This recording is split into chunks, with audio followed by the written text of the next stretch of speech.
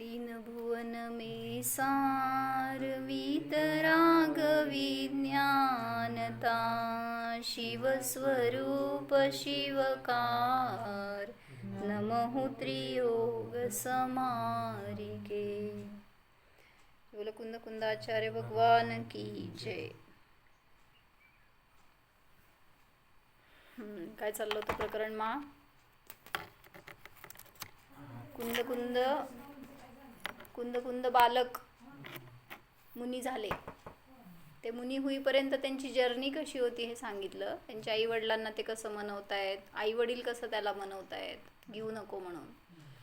आणि तो सांगतोय की तुम्ही मोह सोडा माझा। आणि मग त्याच्यामध्ये त्या दोघांचं संभाषण, मग ह्यांनी धर्माचं महत्त्व सांगितलं, त्यांनी धर्मात येणारी संकट सांगितली, सगळं असं एकमेकांशी त्यांचा वार्तालाप झाला। आणि काल त्यांची दीक्षा झाली आमच्याकडं। आणि चर्या पण झाली, एक उपवास झाला आणि पहिला आहार झाला। मग एवढं छान सांगितलं त्यात पण की 11 वर्षाचे ते मुनी आणि आहार घेत आहेत। आणि मग घेत असताना पण नजर हल्ली नाही इकडं तिकडं, कोणीतरी काहीतरी काय द्यावं ह्याची अपेक्षा नाही, आई वडिलांकडून घ्यावं, मित्र देत आहेत, प्रेमाने देत आहेत, कशाचं काय नाही, नजरसुद्धा वर उचलली नाही, इतकी निश्चल चर्या त्यांची हे दाखवलं। आणि सांगितलं की जसं विधिवत घ्यायला सांगितलं होतं किंवा वाचलं ऐकलं असेल ना तसं व्यवस्थित आहार घेतला।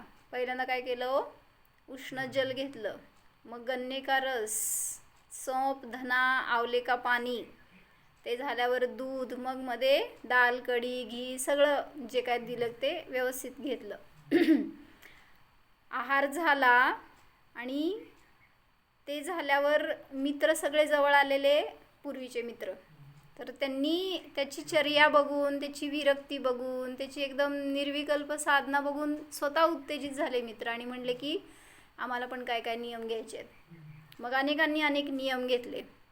जसं कोणी काय म्हटलं, मी आजपासून मिष्ट वचन बोलणार। काय घेतलं भैया काल नियम? मग आपल्याला पण घ्यायचं आहे मा। मी आजपासून मिष्ट वचनच बोलणार, काय आपल्याला कटू बोलण्याची आवश्यकता नाही आहे कुठं। चालते का प्रियाबीन? थांबा, आता तर पोरगं जन्मलंय, आता कसं मिष्टच बोलल्या। तर त्यांनी नियम केला, कोणी मिष्टच बोलणार, कोणी 12 वर्षासाठी ब्रह्मचर्याचा नियम घेतला। आणि त्याची विरक्ती वाढत गेली त्या मित्राची, ह्यांच्याबरोबर राहून राहून, आणि त्यांनी शेवटी कुंद कुंद स्वामींकडूनच दीक्षा घेतली, असं पुढं जाऊन त्यांनी सांगितलं। म्हणजे कोणी स्वाध्यायाचा, कोणी रात्री भोजन त्याग किंवा पाणी गाळूनच पिणार, असं अनेकांनी अनेक प्रकारचे पूजा प्रक्षाळ वगैरे हे सगळे यथाशक्ती सगळ्यांनी नियम घेतले। मग आज मुनि संघ के साथ आहारचर्या के बाद पद्मनंदी का भी विहार हो गया। कुठं होते? कौंड, हां, करमंडूच्या घरात झालं रे आहार, ते नव्हे, कौंड कुंदपूर नाव आहे ना त्यांच्या गावाचं, त्या गावामध्ये होते। तिथं दीक्षा झाली, आहार झाला, आज विहार होता। आणि विहार झाला की तिथं सगळ्यांना वियोगामध्ये अश्रुपात होऊ लागला। पण बालमुनी सांगितलं की सगळे जवळ उभारलेले परिचितच होते, की घरातले होते, घराजवळचे होते, मित्र होते, सगळे संबंधी सगळे होते, पण कोणाकडेही एक दृष्टिक्षेपसुद्धा टाकण्याचे भाव झाले नाहीत। बालमुनि ने एक बार भी मुड़कर अपनी माँ, मित्रों या घर की ओर न देखा। आज भास्कर देवता भी उदास होकर मानो पश्चिमी क्षितिज पर चले गए, अथवा तो मुनि संघ के पीछे पीछे चला गया हो। सूर्य सुद्धा असा मंद झाला होता म्हणा। ग्राम में आज सायंकाल में किसी से भोजन करते न बना, मात्र बालक ही दूध पी रहे थे। घर घर, विथी विथी, चौपालों पर एक ही वार्ता, पद्म ही इस वार्ता व्यापार का विषय था। सगळ्यांच्या तोंडामध्ये आज काय म्हणायचं, ते त्या गावात झालेली दीक्षा असेल म्हणून, किंवा तो गावाचाच मुलगा असं म्हणून, तर त्याची सगळीकडे चर्चा वार्ता। सबको मुनि दीक्षा एवं आहारचर्या के दर्शन स्मृति पटल से जा ही नहीं रहे थे। दिवसभरचे कार्यक्रम झालं ते सगळ्यांच्या डोक्यामध्ये काय म्हणायचं मुद्रित झालेलं तेच त्यांना सगळं दिसू लागलं समोर। पद्म के 11 वर्ष का जीवन माँ की आँखों के सामने झूल रहा था। प्रासाद के झरोखे में शीतल लहर भी आग लगा रही थी. वह क्या कर रहा होगा. कोण. बालमुनी. म्हणजे आता आई बघतीये ती मोहानीच की आपला मुलगा काय करत असेल, किंवा स्वीकारलंय की मुनी दीक्षा घेतलेली आहे, पण काय करत असणार हा पण विचार. सामायिक करतोय का जिनगुणस्मरण करतोय, आलोचना करतोय का झोपलाय. झोपलेत. अभी आदत कहाँ पडी थी. भूशयन की, दंशमशक परिशह की, सगळे उपसर्ग होत असणार आहेत. काय करत असणार मुनी ते, असं त्या आईची दृष्टी. चलो उठो. कब तक. रात्री 2 प्रहर बीत गए है. करमंडू बोले. करमंडू कोण आहे.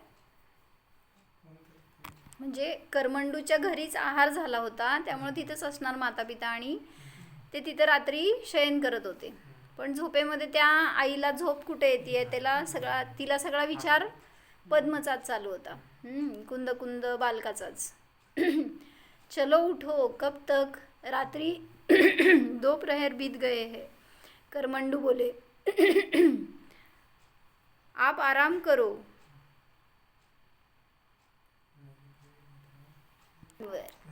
म्हणजे मातेचं नाव श्रीमती आणि वडिलांचं नाव करमंडू आहे. आणि काल जेव्हा ते आहाराला निघाले होते तेव्हा इतर ठिकाणी विधी मिळाली नाही, विधी मिळाली ती यांच्याच घरात, असं सांगितलंय. मग तिथं विधी मिळाली आणि तिथं आहार झाला, पण ते अनासक्त बुद्धीने आहार ग्रहण केला त्यांनी, हे सांगितलं होतं. मग आता ते दोघं जण आराम करत होते आणि त्यावेळीस करमंडू म्हणाले, झोप आता, का नाही, उठ आता, उठो. रात्री के 2 प्रहर बीत गए है. मग त्यावेळीस आई म्हणतीये, आप आराम करो. मेरी तो निद्रा ही ले गया मेरा पद्म. माझं झोप घेऊन गेलाय तो, मला झोप येत नाही आहे. जगा कर कह रही हो सो जाऊं. म्हणजे आई वडिलांना सांगत होती, म्हणजे ती आता बायको नवऱ्याला सांगत होती, उठा आता. मग त्यावेळेस वडील म्हणाले की रात्रीचे 2 प्रहरच झालेत, असं काहीतरी. मग ती म्हणली की उठा म्हणल्यावर तो म्हणतोय झोपा आता म्हणल्यावर तो म्हणतोय की उठवती आणि झोप म्हणतीस काय. जगा कर कह रही हो सो जाऊं. अब स्वस्थ हो. शीघ्र ही हम भी उसके मार्ग पर चलेंगे. आज से मैं ब्रह्मचर्य प्रतिमा का पालन करूंगा. और मैं भी. असं दोघांनी सहमत होऊन निर्णय केला. आई वडील. कक्ष में दोनों के पृथक पर्यकों पर कुशासन बिछे हुए थे. गद्दे बिस्तर का त्याग. साफ स्वच्छ चादर. दोनों लेटे लेटे वार्ता कर रहे थे. निद्रा आँखों से दूर ही रही. जे दोघांचं डिस्कशन ह्याच्यावरच चाललं होतं की इतका बालक आज आपला लहान असताना त्यांनी दीक्षा घेतली, इतका मोठा संयम घेतलाय, तर आपण पण संयमाकडे जायला पाहिजे. आणि त्यांनी दोघांनी पण ब्रह्मचर्य घेतलं आणि काय, कशाचा त्याग केला, सगळ्या गादी बिस्तर सगळ्याचा त्याग केला. कितने ही दिनों तक ऐसे ही चलता रहा. योग्यतानुसार. म्हणजे ते झोपत नव्हते, चर्चा करत होते, अशाच रूपाने. लोग अनुमोदना करके पुण्य बंद कर रहे थे, तो आलोचना करके पाप भी कमा रहे थे. कोणी चांगलं म्हणत होतं, कोणी वाईट म्हणत होतं. कोणाला. म्हणजे त्यांनी दीक्षा का घेतली, काय गरज होती का घ्यायची, असं पण म्हणणारे होते. आणि किती लवकर पुरुषार्थ केलाय त्यांनी, किती चांगला पुरुषार्थ केला, असं म्हणणारे पण होते. काय मामा. तर म्हणून सांगतायत आपल्याला पण असे स्तुती करणारे आणि आलोचना करणारे दोन्ही लोक भेटतील, पण त्याच्यामध्ये न हर्ष व्हायला पाहिजे न शोक व्हायला पाहिजे. अरे धर्म करो घर में ही. इतनी छोटी आयु में घर छोड़ने की क्या आवश्यकता थी. बड़े होने पर क्या होगा. आता लहान आहे, आता करतोय तो, मोठं झाल्यावर काय होईल, काय गरज होती का एवढं लवकर दीक्षा घ्यायची. बच्चा ही तो है. खैर जो भी हो, हमें क्या, जो करे सो भरे. हम तो बाल दीक्षा के खिलाफ है, असं म्हणणारे पण होते. म्हणजे आम्ही तर ह्याच्या विरोधी आहे, नुसतं म्हणून सुद्धा किती पाप बांधलं, अंतराय बांधली स्वतः. असंच आपण पण अनेक वेळा अंतराय केलेली असते अनेकांना. कोणी म्हटलं लहान मुलांनी मी उपास करतो, तर काय म्हटलं हो तुम्ही, हां, म्हणजे कसं सहज त्यांनी आपण अंतराय केली. जसं आमच्याकडे विचारायला आले होते, ते पंढरपूरचे सगळे पोरं छोटे 3 उपास आणि 5 उपास करणार होते. मग त्याच्या आधी सगळे चर्चा चालली होती ना. मग आम्ही पण त्याच मताचे, एवढे लहान आहेत आणि होणार आहे का आणि कशाला असं वगैरे. म्हणजे किती सहज त्यांनी आपण परिणाम करतो. म्हणजे आमची दृष्टी अशी होती की उपास केल्यावर त्या ज्ञानाला जोडण्याची कला पाहिजे. नाहीतर मग ते झोपणार, खेळणार, काहीतरी वेगळं टाइमपास करणार, तर उपवास करून काय उपयोग. म्हणून पहिला ज्ञान द्या आणि मग चारित्र्य द्या, असं महाराजांची शिकवण. म्हणून तिथं त्यांनी सांगितलं गावकऱ्यांनी की आम्ही तर बालदीक्षेच्या विरोधी आहेत. सहमत असहमत लोक मिलते बिखरते रहे. अनेक दिवस असे गेले ज्याच्यामध्ये पॉझिटिव्ह निगेटिव्ह सगळ्यांचे थिंकिंग मिळाले. और कितने ही स्वप्न देख रहे थे बड़े होकर मुनि दीक्षा लेने के. बाल पद्म की मित्र मंडली में तो यही वार्ता मुख्य थी. किती मस्त. म्हणजे मित्र पण तसेच आहेत. काय म्हणायचं ते, ज्यांनी एखाद्याने व्रत घेतलं तर त्या व्रताची चर्चा करणारे मित्र असतात म्हणजे खरी मित्रता. नाहीतर पाय ओढणारे किंवा स्वतः त्यापासून दूर जाणारे, त्याचं भय करणारे असे लोक असतील तर तुम्ही काय प्रेरणा घेणार इतरांकडून. म्हणून आपल्या पण सहवासात जे आले त्या धार्मिकांच्या, त्यांच्या साधनेची वगैरे आपण आपल्यासाठी म्हणून आदर्श घ्यायला पाहिजे. तशी एक प्रेरणा घ्यायला पाहिजे त्यांच्याकडून. तर आता मुनिपदाला अंगीकार केलेल्या त्या पद्ममुनींची साधना कशी होती हे सांगतायत. समय बीतने के साथ पद्मनंदी मुनिराज की साधना गहन होती गई. उन्हें आत्मा के सिवाय कुछ सूझता न था. सोते जागते उठते बैठते वे आत्मामय हो गए. अपनी चर्या, वीतराग, सत्य धर्म की आराधना और अद्भुत समतामय परिणामों से वे संघ में प्रिय व सम्माननीय बनते गए. म्हणजे त्यांनी तर आपली चर्या करत राहिले, आपली आराधना करत राहिले, त्याच्या निमित्तात प्रभावना होत गेली. म्हणजे बाहेर कोणाला सांगावं लागलं नाही किंवा सिद्ध करावं लागलं नाही. ते म्हणूनच आत्ता आमची चर्चा झाली बरं का. बहीण आली आहे, बहिणीबरोबर. म्हणजे तिला पण म्हणायचं की आपण सगळ्यांना सांगायला पाहिजे धर्माचं महत्त्व, सगळ्यांनी धर्माला लागायला पाहिजे. आता मोही घरातल्या सगळ्यांच्या विषयी, आपले आई वडील, असं सगळेच कझिन्स असतील ते सगळ्यांच्या विषयी असं बोलणं चाललं होतं. आणि मग ती म्हणाली की सगळ्यांना महत्त्व वाटत नाही ह्याचं. आपण काय सांगायला गेलं की त्यांना वाटतं की लय सांगते धर्म, हे सोडून काय बोलतच नाही तू, असं म्हणतात ते. मग त्यांना कसं आपण वळवायचं. मग तिथं सांगितलं तुम्ही जर 4 शब्द सांगायला गेला तर त्यांना चीड होती आहे, तर सांगण्यापेक्षा आपण आपल्या ॲक्टिव्हिटीजमधून करायला पाहिजे. म्हणजे मला त्या गोष्टीचा किती आनंद येतो हे जर त्यांना दिसलं तर ते सहज स्वीकारतील. आपण करताना जर कंटाळा करत किंवा आळस करत किंवा असं थकल्यासारखं एक दुःख भोगत असल्यासारखं जर आपल्याकडनं दिसलं, कळलं, तर कुठून धर्माची प्रेरणा मिळणार आहे इतरांना. पण आपण आनंदाने, इतक्या उत्साहाने आपल्याबरोबर येणाऱ्यांना उत्साह येतो हे बघितल्यावर सहज परिवर्तित होतात. म्हणून तेच केलं कुंद मुनींनी पण. काय केलं, स्वतः ते आपली आराधना आपल्या चर्येमध्ये राहिले तर त्या समतामय परिणामाने संघामध्ये ते सगळ्यांचे प्रिय बनले आणि सम्माननीय बनले. आणि त्यांचा विषय होता दिवस रात्र बस आत्मा. खाते पिते उठते बैठते सदा आत्मामय झाले होते. ते खरा पुरुषार्थ केला होता, खरा आनंद भोगत होते. स्वाध्याय आता चर्येमध्ये उतरला होता. आणि अशाच मध्ये आता त्यांचं आचार्यपदाचं कसं ग्रहण झालं हे सांगतायत. आचार्य जिनचंद्र अब वयोवृद्ध हो चुके थे. हे सगळे लक्षात ठेवायचे, माहिती असावेत आपल्याला की जिनचंद्र आचार्य हे त्यांचे गुरु. कुंदाचार्यांना दीक्षा दिलेले जिनचंद्र आचार्य. माता श्रीमती आणि पिता होते करमंडू. मित्र होते की नाव मग कामेश आणि काहीतरी नाव होतं ना,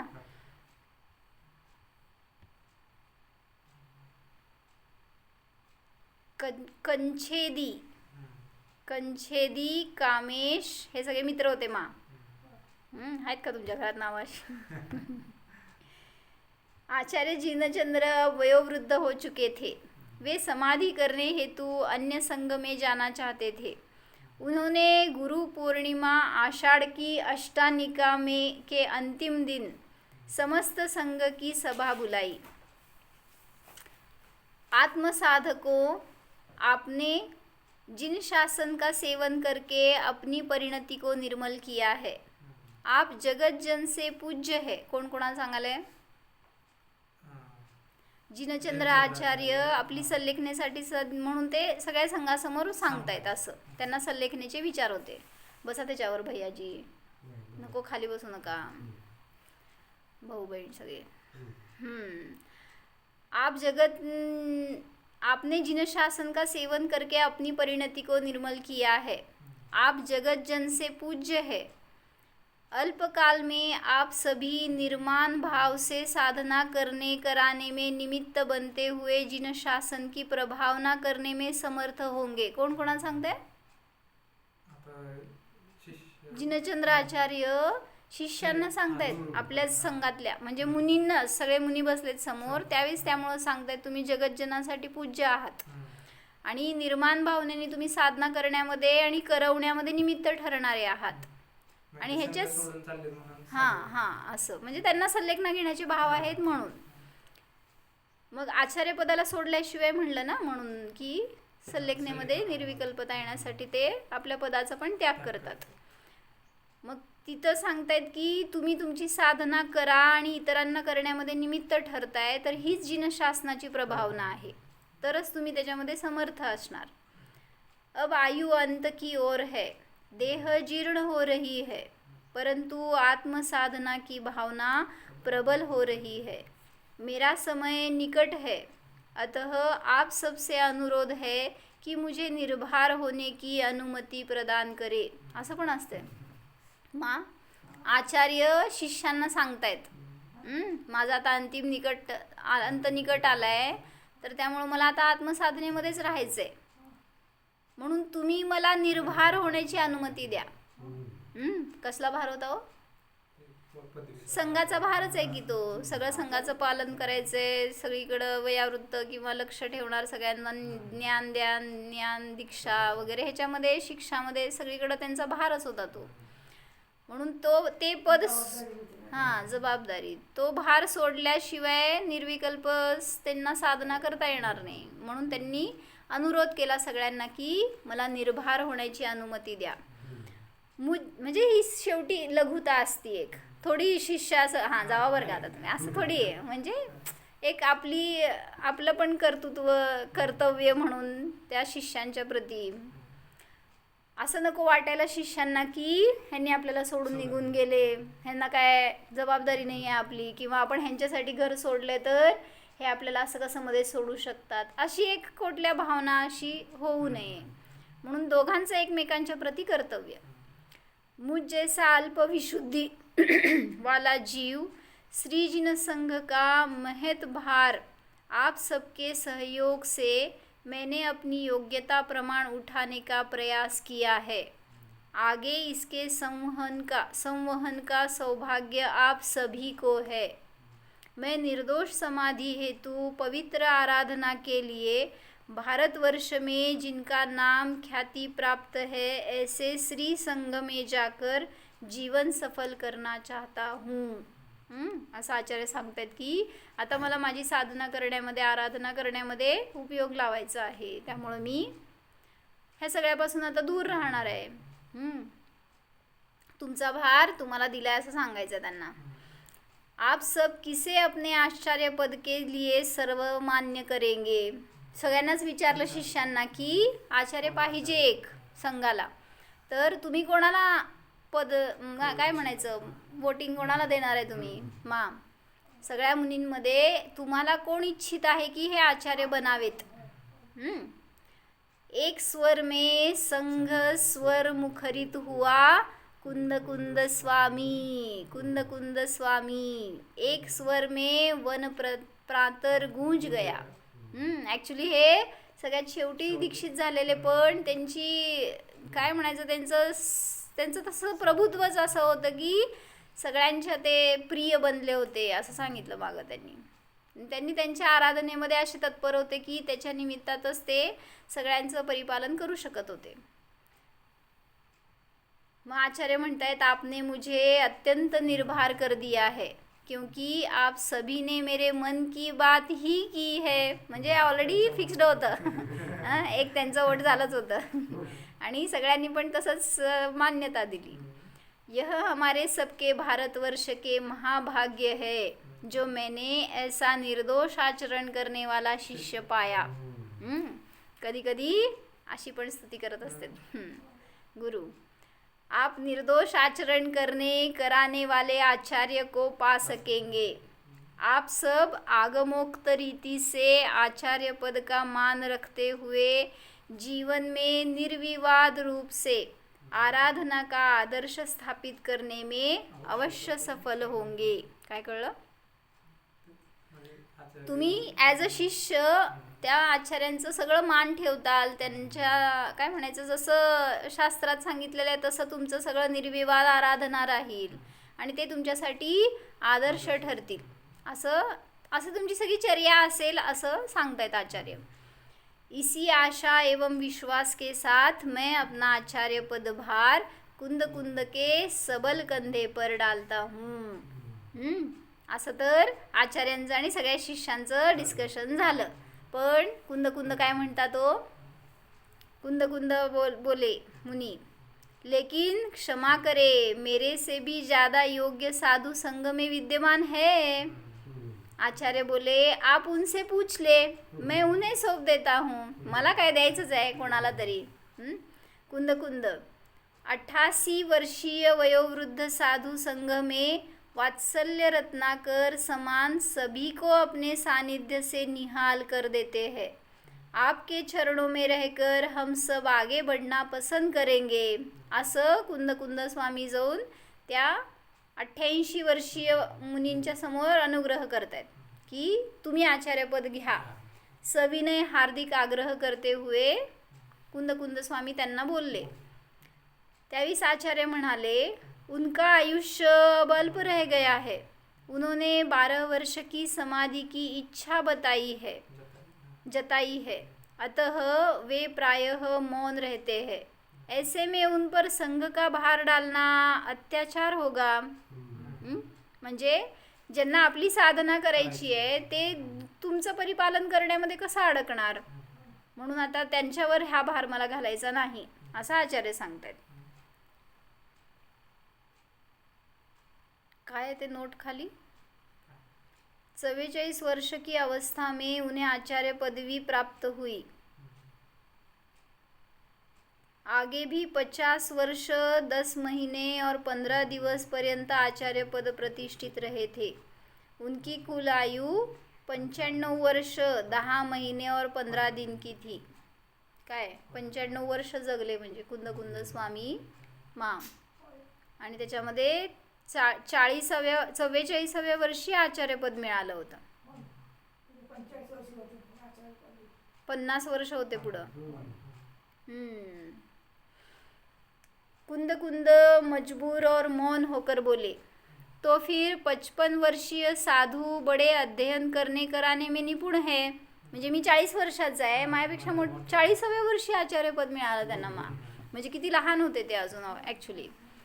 माझ्यापेक्षा मोठे 55 वर्षीय साधू आहेत, ते अध्ययन करण्यामध्ये आणि करवण्यामध्ये निपुण आहेत. सफल मनोज्ञ साधक है, त्यांना तुम्ही आचार्यपद द्या.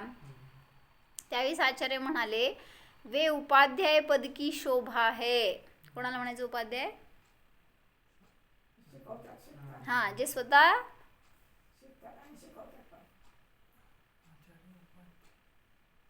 उपाध्याय.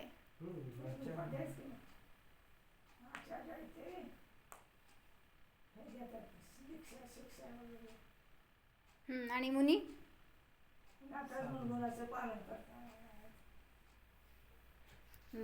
म्हणजे उपाध्याय आहेत ते स्वतः आचार्यांकडून शिकतात आणि जे संघामध्ये असणारे अन्य मुनी आहेत त्यांना शिकवतात. म्हणजे ते मिडल पदाचे झाले. आणि मुनी आहेत ते स्वतः अध्ययन करतात आणि श्रावकांना शिकवतात असं. आणि आचार्य आहेत ते दीक्षा किंवा शिक्षा देण्यामध्ये तत्पर असतात. मग ते म्हणाले की जे 55 वर्षीय साधू आहेत ते उपाध्याय पदाची शोभा आहेत. वे स्वरूप रमणता में विशिष्ट है. उनकी अभिलाषा आपकी अनुशासन शैली को आदर्श मानकर उसके अंतर्गत रहने की है. वे सदा आपके सहभागी होंगे. म्हणजे त्यांना पण अशी इच्छा आहे 55 वर्षीय ते मुनी की ते तुमचं अनुकरण करतील असं कुंद स्वामींचं, कारण ते तुमच्या अनुशासनामध्ये राहू इच्छितात अशी त्यांची इच्छा आहे. कुंद म्हणाले, आता सगळ्यांची नावं घेणारे दिसते. 60 वर्षीय साधू है. वे बड़े वैयावृत्त प्रेमी है. समता में बढ़ चढ़कर जिनका जीवन है त्यांना तुम्ही आचार्यपद द्या, मला का देताय. त्यावेळेस गुरु म्हणाले, वे समाधि करने कराने में दक्ष होने से उपाचार्य समान ही रहेंगे. चूँकि वैयावृत्त करना एवं योग्य साधु से कराना यह बड़ा कार्य है. वे निरंतर उसमें व्यस्त रहते हैं. म्हणजे सगळ्यांना एक एक दिलेला रोल आहे असं म्हणायचं जातं तिथं. त्यामुळे ते त्यांचं जबाबदारी करतायत, त्यांना ह्याच्यामध्ये पाडायचं नाही आहे. उनकी भेद विज्ञान शक्ति इस पद के अत्यंत योग्य है. अतः वे अपना कार्य करते रहेंगे. म्हणजे स्वतः भेदविज्ञानामध्ये आहेत आणि इतर साधूंच्या वैयावृत्त करण्यामध्ये, त्यांना भेदविज्ञानाचं मध्ये दृढ ठेवण्यामध्ये ते तत्पर आहेत आणि ते त्यांचं योग्य कार्य आहे, ते तेच करत राहतील. म्हणून तूच हो असं आचार्यांना म्हणायचं आहे. कुंद म्हणाले परत, लेकिन मुझे तो अभी 44 वर्ष ही हुए है. वरिष्ठता क्रम में, म्हणजे मी खूप खाली आहे, मी खूप छोटा आहे हे सांगत होते. संकोच झाक रहा था स्वर में. म्हणजे त्यांनी एक काय म्हणायचं, एक मी लहान आहे किती असं त्यांना म्हणायचं होतं थोडक्यात. त्यावेळी आचार्य म्हणाले, संकोच न करो. सभी ने आपको बिना दबाव के स्वीकार किया है. ते कोणासाठी आहे.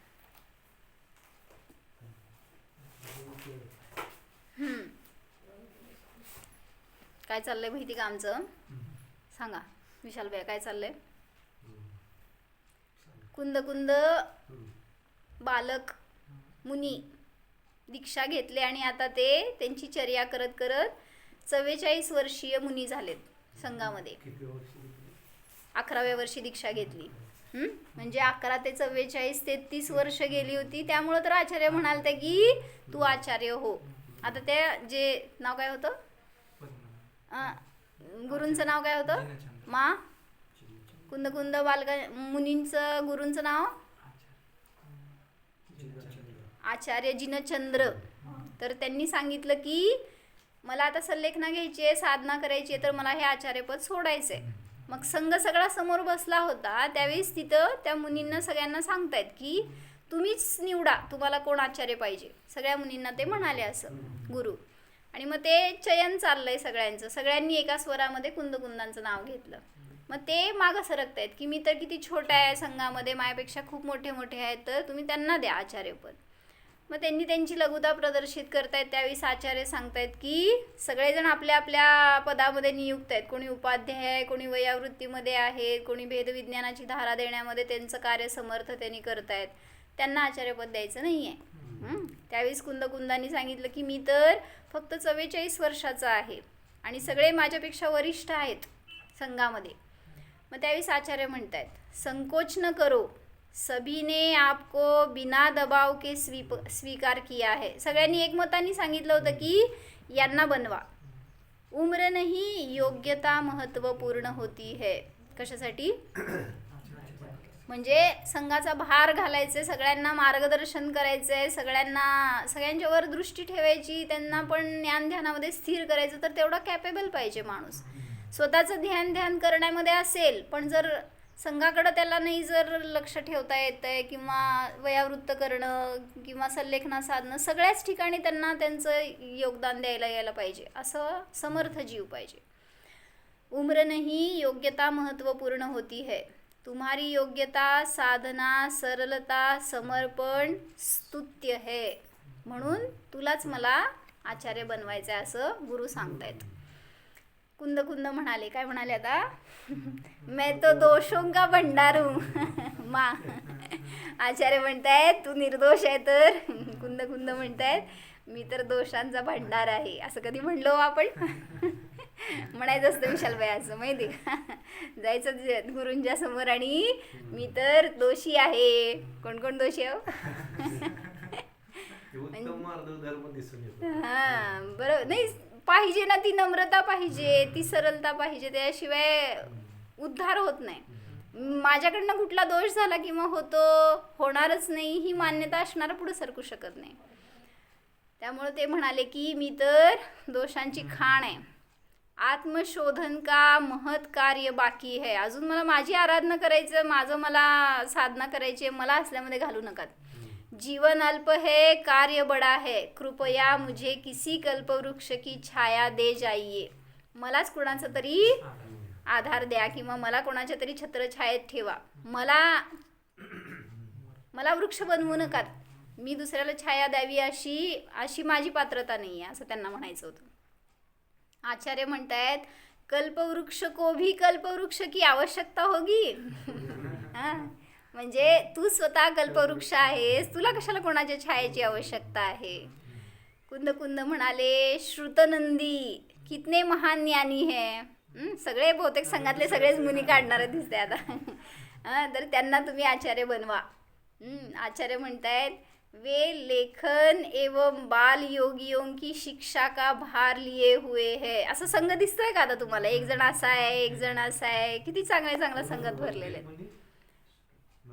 श्रुतनंदी त्यांच्या संघातले सगळे ते मुनी होते. त्या सगळ्यांचा परिचय झाला. एक 88 वर्षाचे होते, त्यांना द्या म्हणाले पहिला. पण ते आपली संलेखना साधण्यासाठी त्यांनी आता त्याच्यामध्ये तत्पर झालेत. 12 वर्षाची संलेखना घेतली आहे त्यांनी, तर त्यांना आता ह्याच्यात इंटरेस्ट नाही आहे असं सांगितलं. मग कोणी 50 वर्षाचे होते, कोणी असे चौघांची नावं सांगून झाली. आता हे सांगतायत श्रुतनंदी आहेत, ते महान ज्ञानी आहेत, त्यांना तुम्ही बनवा आचार्य. तर गुरु म्हणाले वे लेखन एवं बाल योगियों की शिक्षा का भार लिए हुए है. टीका भाष्य वार्तिक का बड़ा कार्य वे कर रहे हैं. उन पर और भार डालना संभव नहीं है. का? कारण त्याच्यामध्ये ते तत्पर आहेत, तर ते सोडून हे कार्य करण्यामध्ये त्यांच्यात व्यत्यय येईल ना, किंवा अडथळा होईल. मग ताडपत्रों का शोधन, संरक्षण, वेष्टन, संग्रह, स्याही, लेखन बहुत श्रम एवं समय साध्य कार्य होता है. म्हणून त्यांना मला आचार्य बनवायचं नाही. त्यांच्यावर त्यांची जबाबदारी आहे, त्यांचं ते कार्य करतायत. हां, अजून आहेतच. कुंद कुंद म्हणाले मुनी 45 वर्षीय जीवनंदी मुनी है. वे वृद्ध एवं संयम वृद्ध भी है. म्हणजे ज्ञानाने पण वृद्ध आहेत आणि 45 वर्ष 45 वर्षी जीवनंदी नावाचे मुनी.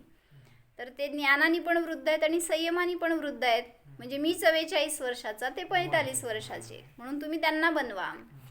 आचार्य म्हणाले वे संघस्थ आहार विहार निहार प्रवास प्रबंध का वीक्षण करते हैं. पाठन योग्य मुनि एक साथ कहाँ ठहरेंगे. अस्वस्थ साधुओं एवं उनके परिचारक साधु वृंद कहाँ ठहरेंगे. म्हणजे जेव्हा विहार चालू असणार त्यावेळेस त्या मुनींचं तशी काय सोय व्यवस्थित करण्याचं कार्य त्यांच्याकडे आहे. किंवा सगळे मिळून कसे अध्ययन करणारे ते एकत्र राहतील, सगळे जे साधना करणारे ते कसे एकत्र राहतील, असं. कुठं जाताना सुद्धा काय जाणार नाहीत कोण कुठं हे बघणार. बालमुनी, तपस्वी मुनी, मौन मुनी, भक्तिप्रेमी मुनी, रुचि अनुसार स्वाध्यायी पाठशील साधू छाटना. त्या प्रकारचे साधू वेगळे छाटणं, त्यांना ठहराना आदि कार्य सरल नाही होते है. म्हणजे जे तपस्येमध्ये रुची ठेवणारे, जे शिकण्यामध्ये रुची ठेवणारे, जे आपली साधना मौनमध्ये ठेवणारे, अशा सगळ्यांना डिफरन्शिएट करायचं मोठं काम त्यांच्यावर आहे. वे संघ से आगे आगे चलते हैं. अतः दीक्षा शिक्षा चिकित्सा प्रायश्चित विधि से शुद्ध करने का अवसर ही नहीं मिलेगा. म्हणजे ते हे सगळं करण्यामध्ये तत्पर आहेत, तर त्यांना आचार्यांचे हे सगळे रोल कसे जमतील किंवा ते त्याच्यामध्ये कसं अडकणार. मग काय काय आहेत आचार्यांचे रोल? दीक्षा, शिक्षा, चिकित्सा, प्रायश्चित्त, विधीचे शुद्धीकरण, हे सगळं करण्यामध्ये त्यांना त्यांचं देता येणार नाही वेळ. म्हणून त्यांना आचार्य बनवायचं नाही. आता संपले. कुंद कुंद म्हणतायत, क्या मैं आपके मानदंड पर खरा उतर पाऊंगा? आगम चक्षु साधू असं सांगितलं गेलंय, तर मी तसा आहे का? तसं मी योग्य ठरणार का? आचार्य म्हणाले, क्या तुम्हें मेरे निर्णय पर शक है? कुंद कुंद नहीं नहीं. तो आचार्य म्हणतायत. कुंद कुंद म्यूट, मौन बसलेत.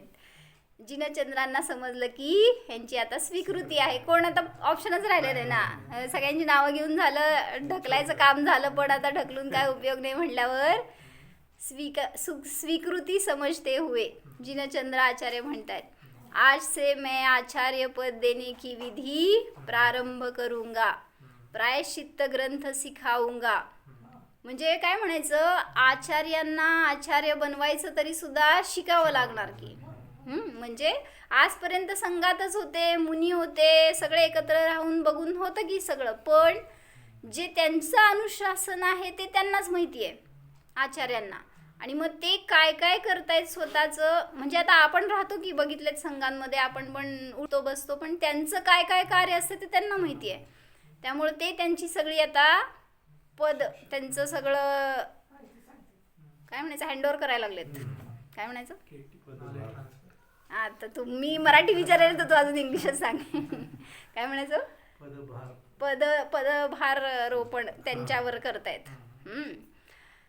प्रायश्चित्त ग्रंथ मी तुला आता शिकवतो असं सांगतायत. मुझे इनके वात्सल्यमय न्यायपूर्ण संचालन पर पूर्ण विश्वास है और आगामी मार्गशीर्ष वदी अष्टमी गुरुवार 519 वीर निर्वाण संवत के दिन गुरुपद दिया जाएगा, तब तक प्रायश्चित्त ग्रंथों का अभ्यास कराएंगे. म्हणजे विधी काय म्हणायचं, मुहूर्त वगैरे पण काढून झाला होता आणि फक्त आता ते एक फॉर्मॅलिटी चालली होती की तुला आचार्यपद द्यायचं आहे हे गुरूंना सांगायचं होतं. गुरु के सहवास में रहते हुए अनेकों प्रसंगों से कुंद कुंद ने बहुत कुछ सीखा, उसमें से कुछ बिंदु मात्र दिखाने का प्रयास किया जा रहा है. आता ते आचार्यांकडून काय काय शिक्षण मिळालं कुंद कुंदांना हे सांगतायत, आणि ते स्वतः आचार्य बनणार आहेत, तर त्यांना ह्याचं सगळ्याचं अनुकरण करायचं होतं. प्रायश्चित्त ग्रंथ लिखित नहीं होते हैं, हाँ यह अनुभव एवं करुणा से दिए जाते हैं. प्रायश्चित्त देते समय द्रव्य, क्षेत्र, काल, भाव, वय, स्वास्थ्य, उम्र, वय आणि उम्र म्हणजे काय, वरिष्ठता, योग्यता, गुणस्थान आदि का विवेक रखा जाता है. का नहीं, प्रायश्चित्त ग्रंथ लिखित क्यों नहीं होते? हाँ असं सांगतायत, नसती असं म्हणतायत. हा मग ते कोणी कोणाच्याही हातात पडल्यावर ते कोणी कोणाला देईल, कोणी काही घेईल, तर हे योग्य नाही आहे. म्हणून पूर्वी अशी विधी होती. आता केलेत अनेकांनी प्रायश्चित्त ग्रंथ म्हणून रचना, पण ते किती मान्य किंवा किती कसे असतील असे अनेक, म्हणजे काय म्हणायचं, आता ग्रंथांमधून आधार काढून वगैरे कोणी संकलन करून तसं प्रायश्चित्त म्हणून केलेत ग्रंथ तयार, पण ते शेवटी आचार्य जसं द्यायचं ते त्यांचं त्यांनाच माहिती असतं. हां म्हणूनच त्यांनी सांगितलं द्रव्य, क्षेत्र, काळ, भाव, सगळं वय, त्यांची योग्यता, हे सगळं बघून आचार्य जे देणार ते योग्य प्रायश्चित्त. अन्यथा एकच जरी पाप असेल तरी सुद्धा प्रायश्चित्त भिन्न भिन्न असू शकतं. जसं परवा सांगितली होती आम्ही गोष्ट ती हा मा धिक, आठवते का नाही, हा मा धिकची गोष्ट माहिती की, 3 चोर आणि ते चोरांना तिघांना उभं केलं होतं आदिनाथ राजाच्या समोर, आणि मग त्यांना तिघांनी एक चोरीचंच पाप केलं तर विशाल भैया, आणि मग पहिल्याला फक्त हा म्हणले राजा, तेवढं म्हणलं की इतकं लागलं मनाला की त्यांनी जाऊन जीव दिला. दुसऱ्याला मा म्हणलं की असं करू नकोस, चोरी केली आहे तर हे पाप आहे, हे करू नको असं सांगितल्यावर त्यांनी घरात गेलं तर तोंड बाहेर काढायला तयार नाही.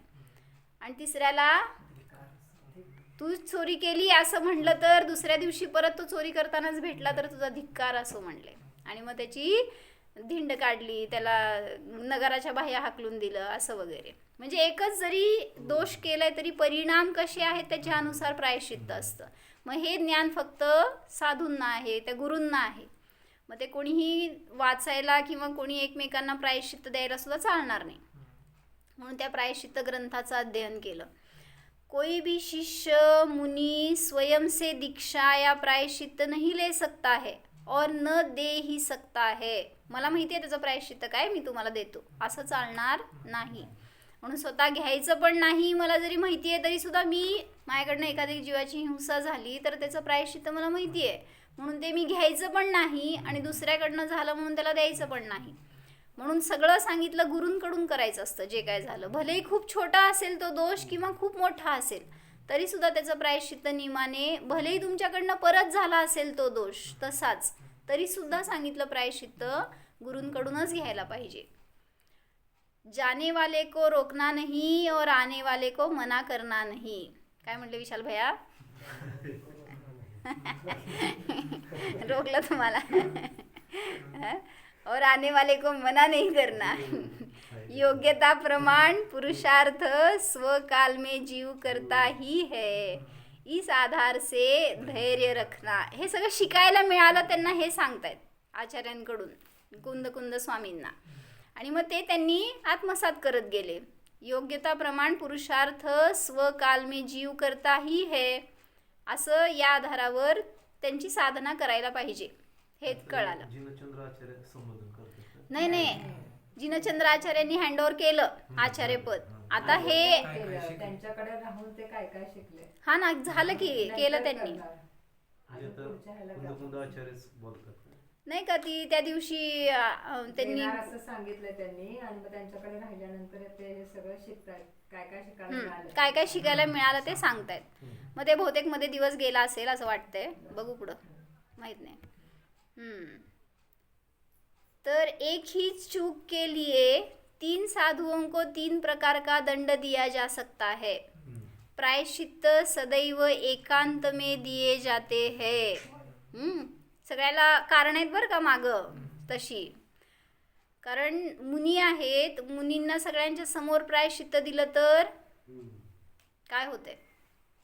म्हणजे मी आचार्य आहे, तुम्ही मुनी आहे आणि सगळे श्रावक बसले तर तुमचा दोष झालाय, तुम्हाला प्रायश्चित्त मी दिलं सगळ्यांच्या समोर, काय झालं. किंवा ते विरोधात जाऊ शकतात किंवा मग त्यांना ग्लानी होईल, डिप्रेशन होईल, व्हॉट एव्हर. म्हणजे त्यांना म्हणायचं की त्या मुनींचं पतन होऊ नये म्हणून एकतर सांगितलं दोष एकांतात सांगायचे आणि गुण सगळ्यांच्या मध्ये सांगायचे असतात. आणि प्रायश्चित्त सुद्धा तसं गुरूंनी देताना एकांतामध्ये द्यायला पाहिजे. उपगुहन म्हणलं जातंय, बरोबर. प्रायश्चित्त अपमान करके नहीं, प्रभुता का बोध करा के दिए जाते हैं. किती सुंदर सांगितलं. म्हणजे झालाय तुझ्याकडून अपराध, ठीक आहे, म्हणजे तू त्याचंच चिंतन करत बसशील तर विषकुंभ होईल. म्हणून सांगतायत काय करा, पहिला प्रभुतेचा बोध द्या. हे तू करणारा नाही आहेस, तू तर न्यायक आहेस, जाणणारा आहेस. ह्यातून बाहेर पडण्याचा मार्ग असा आहे, हे पहिला प्रभुता सांगून मग तुम्ही त्याचं प्रायश्चित्त द्या. अपमान करून असलं केलं तू, कळतं का तुला, असं झालं तर तुटू शकतो शिष्य. म्हणजे धर्मापासून तुटेल, स्वतःपासून नव्हे, त्याला त्या साधनेपासून तो च्युत होईल. म्हणून अपमान करून प्रायश्चित्त नाही द्यायचं. पण कुठं कुठं सांगितलं ताडण करून सुद्धा देणार प्रायश्चित्त. का, म्हणजे सगळे सूट असते बरं का आचार्यांना, काय करतील ते चालतंय. का पुन्हा पुन्हा तुमच्याकडनं चूक झाली ना तर त्याला क्षमा नाही. काय चालतंय, गुरु तर किती गोड बोलून सांगतायत म्हटल्यावर परत परत तुम्ही शिष्य ओरडून कोरोधानी किंवा असं कठोर प्रायश्चित्त दिलं जाईल. असं शब्दातून पहिल्यांदा मार देऊन मग प्रायश्चित्त द्यायचं असं पण करतील. तो कसा शिष्य आहे ह्याच्याकडे बघून. म्हणजे प्रायश्चित्त दिल्यावर कदाचित तो च्युत होते हे समजत असेल तर गोड बोलून सांगणार आणि गोड बोलून प्रायश्चित्त देतंय तर ते परत ते चूक करणार आहे माहिती तर निमाने क्रोधाने सांगतील, त्याचं तो दोष तुटावा असं सांगतील. पण शिष्य तुटावा, धर्म तुटावा असं नाही. भेद विज्ञान, स्वाध्याय, पाठ, सत्संग दिला कर, सर्वोत्तम हे प्रायश्चित्त. म्हणजे प्रायश्चित्तातून हे सगळं तुम्हाला मिळायला पाहिजे हे सांगायचं आहे. भेदविज्ञानाची कला मिळावी, स्वाध्यायात तुम्ही तत्पर राहावं, सत्संगामध्ये राहावं, तर ते प्रायश्चित्त तसं असावं. स्वरूप में सावधान, भवभीरु जीवों के लिए संज्ञावश, कर्मोदय की तीव्रता में होने वाले दोषों के निराकरण हेतु उत्तम प्रायश्चित्त है. काय कशासाठी प्रायश्चित्त आहे? मी दोष केलाय काहीतरी आज, मग दोष केलाच म्हणजे काय झालं? मग मी स्वरूपातून च्युत झालोय म्हणून तर दोष झाला. मग पुन्हा स्वरूपात कसं सावधान होणार ह्याच्यासाठी प्रायश्चित्त असतं. परत सांगितलं, कोणी भवभीरू जीव आहेत ते संज्ञेच्या आहारी गेलेत, आहार भय मैथून परिग्रह, आणि कर्माचा उदय तिथं तीव्र असताना त्यांच्याकडून दोष घडलाय, तर त्यातून त्यांना बाहेर काढून पुन्हा उपस्थापित करण्यासाठी, त्या दोषांचं निराकरण करण्यासाठी हे प्रायश्चित्त असतं. ही भावना असावी मागं जेव्हा आचार्य कोणाला प्रायश्चित्त देतात हे सांगायला लागले. नाहीतर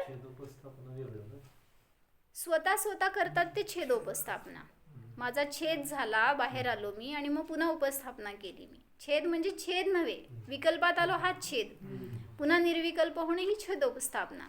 पण आता इथं आचार्य आणि शिष्य ह्यांचं चाललंय ना प्रकरण, म्हणजे शिष्याला स्थितीकरण आणि उपगुहन म्हणा, बरोबर तशा टाईपमध्ये.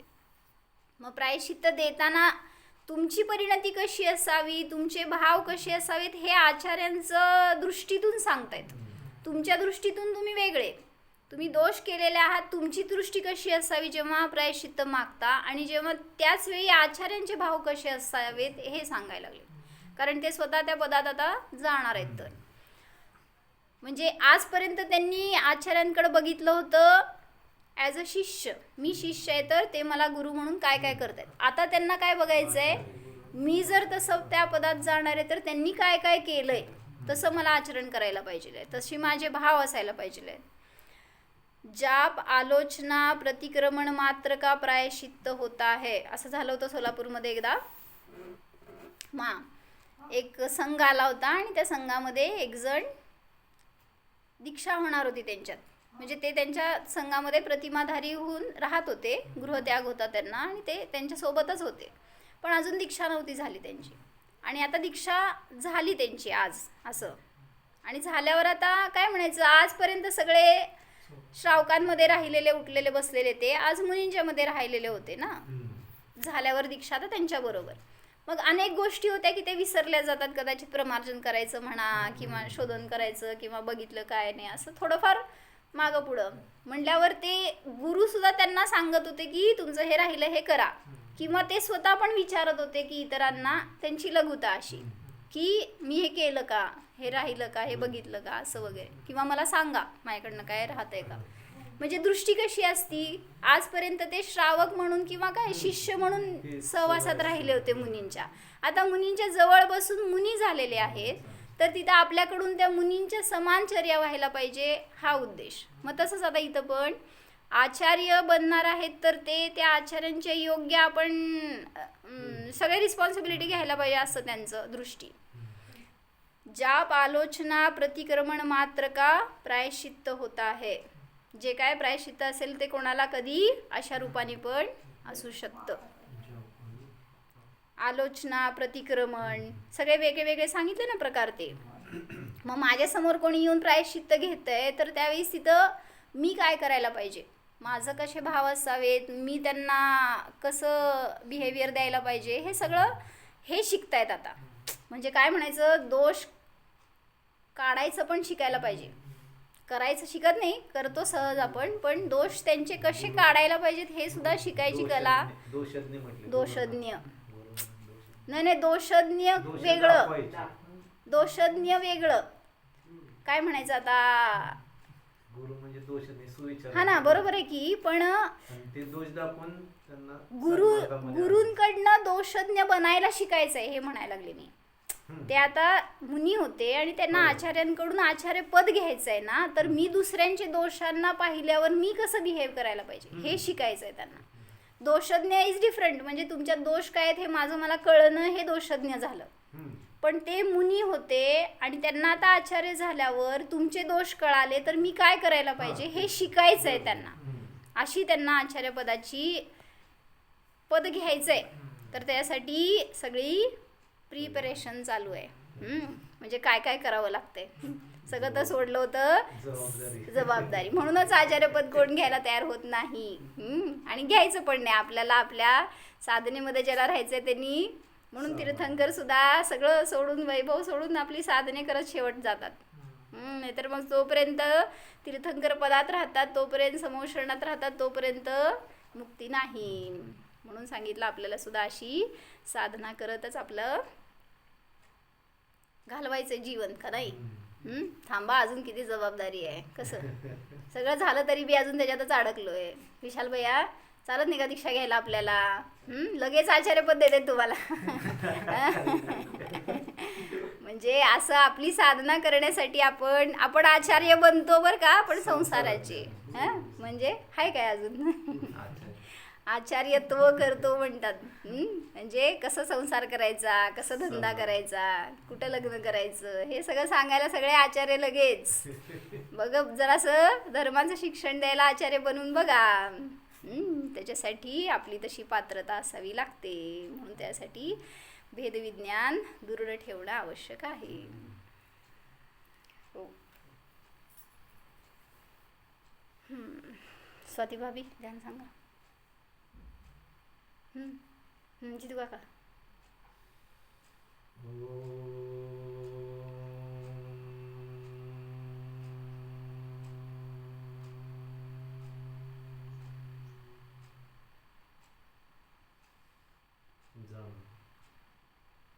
हा मी ज्ञान दर्शनमय जीव आहे, प्रतीती करा.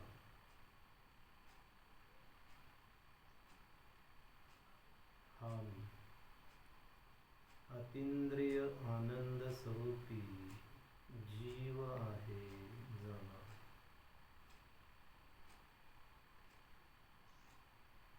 हा मी न्यायक स्वरूपी जीव आहे, अनुभवन करा.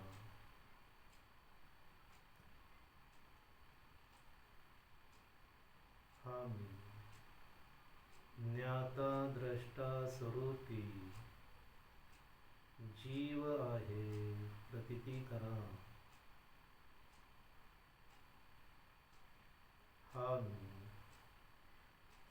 शाश्वत स्वरूपी अनादि अनिधन स्वरूपी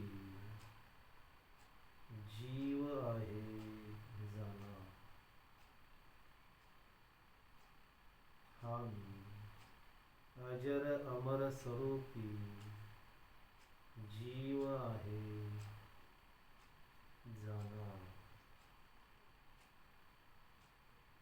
हा मी एक आहे, प्रतीती करा. हा मी खरोखर शुद्ध आहे, जाणा. हा मी सदा अरूपी आहे, प्रतीती करा.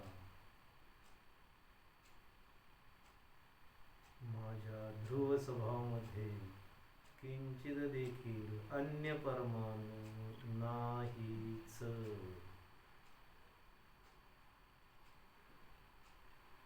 हा मी अशरीरी सिद्ध स्वरूपी भगवान आत्मा आहे, जाणा.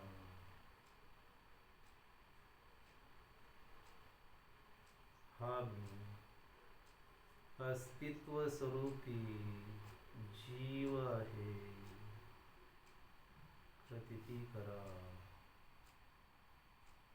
हा मी वस्तुत्व स्वरूपी जीव आहे. जाणा. हा मी द्रव्यत्व स्वरूपी जीव आहे. अनुभवन करा. हा मी अगुरुलघुत्व स्वरूपी जीव आहे. जाणा. हा मी प्रमेयत्व स्वरूपी जीव आहे. जाणा. हा मी प्रदेशवत्व स्वरूपी जीव आहे. प्रतीती करा. हा मी अनंत गुणस्वरूपी जीव आहे. जाणा. अनंत गुण हेच माझे खरे वैभव आहे. अनुभवन करा. अनंत गुण हाच माझा परिवार आहे. प्रतीती करा. अनंत गुण हाच माझा परिग्रह आहे. जाणा. अनंत गुण हेच माझे खरे मित्र आहे. जाणा. हा मी आनंद स्वरूपी जीव आहे. जाणा. हा मी आहे. आहेच.